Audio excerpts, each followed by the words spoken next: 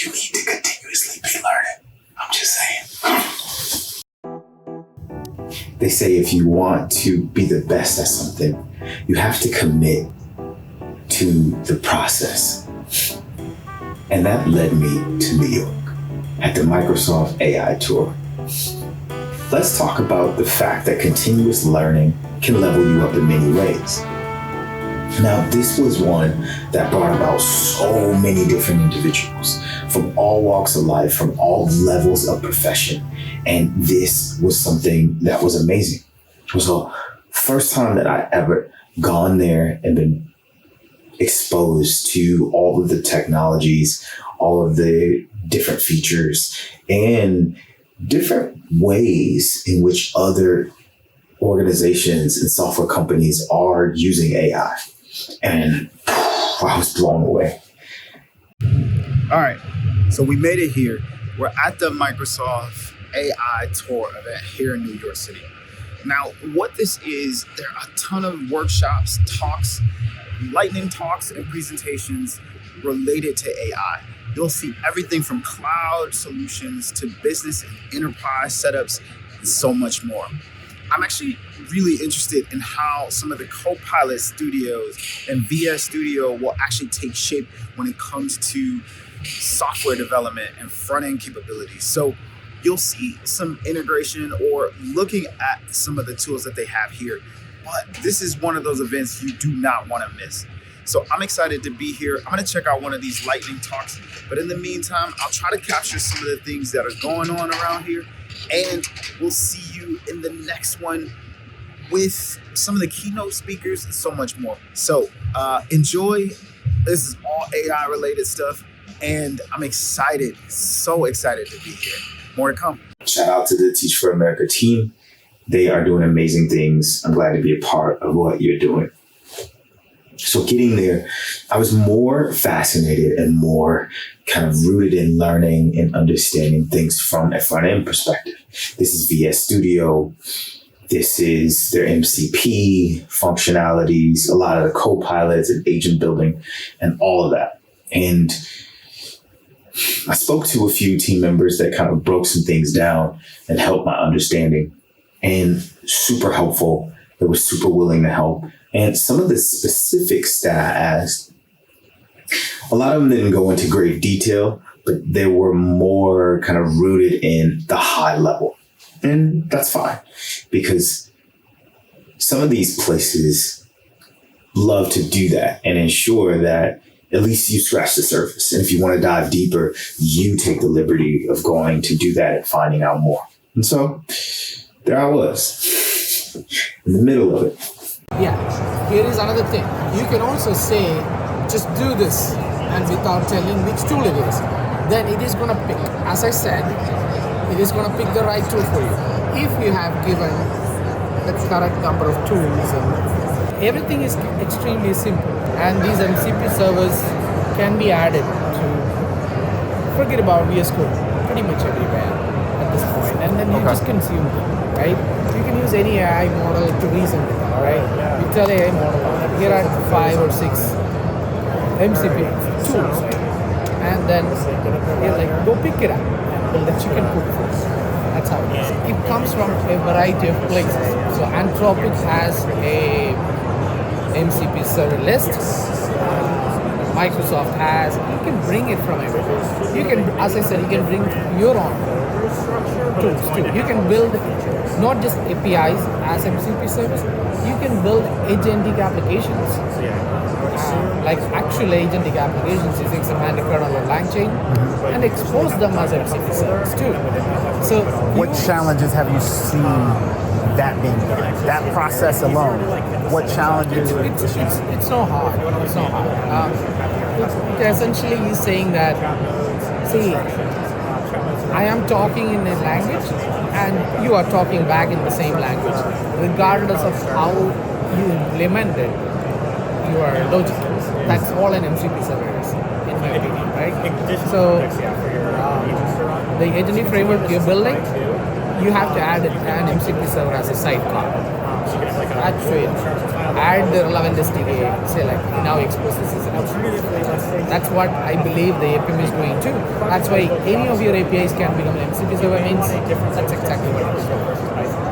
It is understanding the API contract, looking at what goes in, what comes back, and then, okay, now, this is what I understand from it. Okay, this method name is list customers. It takes in a specific company ID. It gives me back a JSON array. I understand. It takes a company, talks about its customers. Now, instead of taking an ID, I can also handle a question like, oh, who are my customers?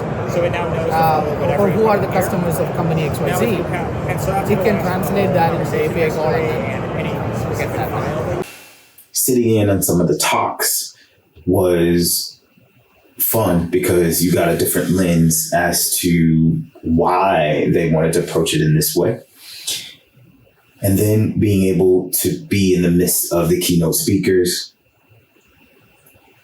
who talked about trust. Trust was a huge factor.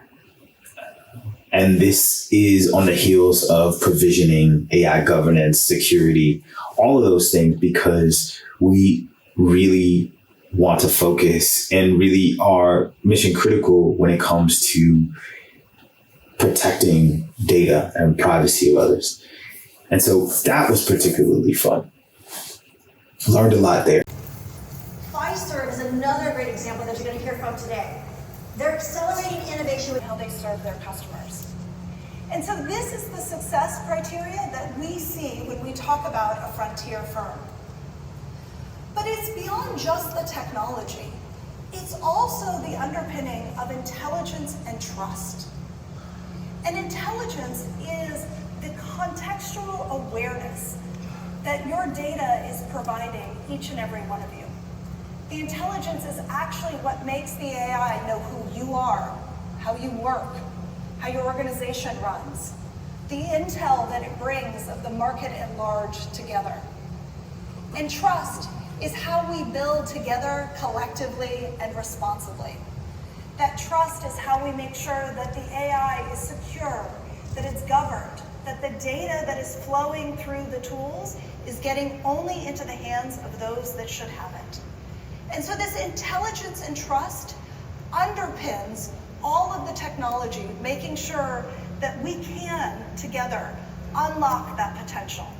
There were some breakout rooms that spoke specifically on these topics that I had interest in. And in the Microsoft app, you were able to kind of build your own schedule. Well, I did that, registered, did all of those things. And with the overwhelming amount of people there, I was turned away.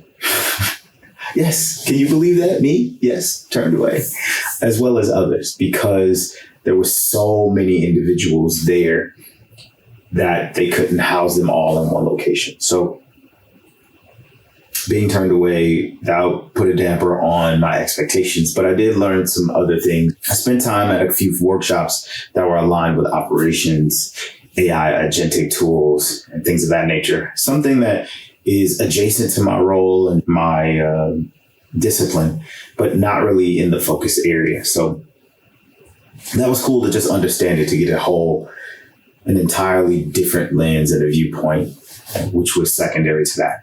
And it was cool. They actually fed us. They had a ton of food there, cold sandwiches, hot teas, honey, coffee galore, like the essentials, if you will.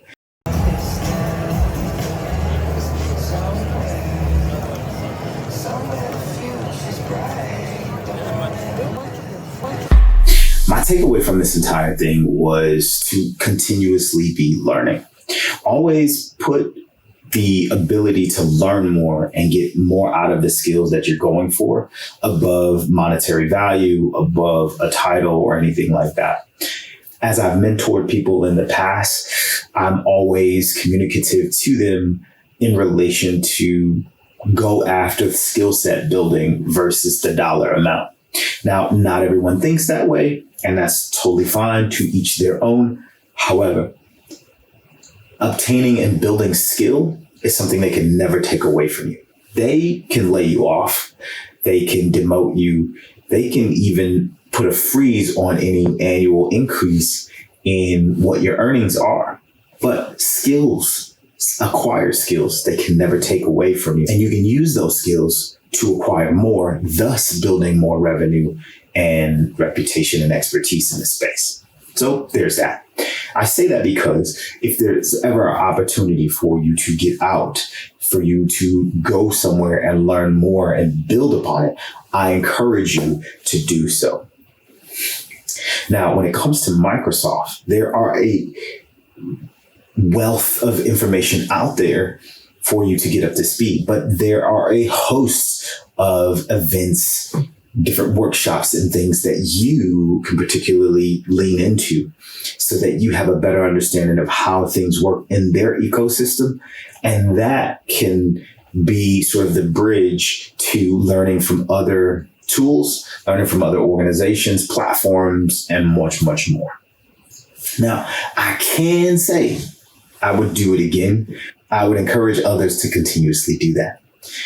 Now, I enjoy New York so much so that it didn't stop there. I had to go out and experience it in other ways.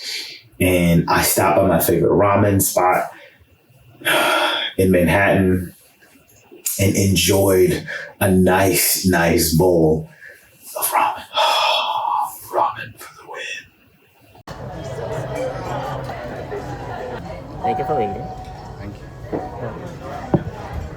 Enjoy.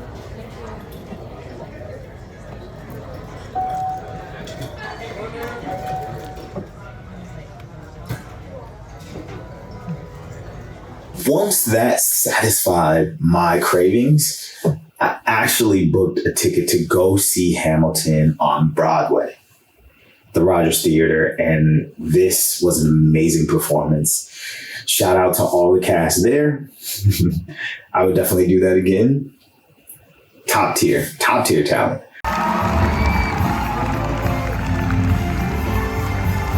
That was the wrap up. Now, I will be back in New York, and I'm hoping to connect with a few more like-minded individuals. There are a few more events in the AI, UX, the tech space there in general. So I'll definitely capture a few more things because folks are curious and they ask me all the time, hey, where's your next event? What are you doing? Kind of how are you translating what you do and where are you gaining the knowledge and who are you connecting with? That seems to be a running theme. So I'm not a gatekeeper by any means, but I will say there are some events that are free. There are some events that are paid, and there are some events that are invite only. And I try to explore all that I can given the time frame. But I implore you to get out, learn as much as you can, and you'll probably make a few new friends while you're doing it. And so if you see me speak, I'll do the same. But until then, I hope you enjoyed this video. Hope you got something out of it and at least understood how these events can sort of be fruitful for your life and the discipline you're in. Your life has color, so design it that way. And I will see you in the next one. If you want to learn more about gamification and AI in mobile apps, click this video and I'll see you over there. Till next time, take care. The ramen. Oh, if you haven't had it, go ramen. Yes.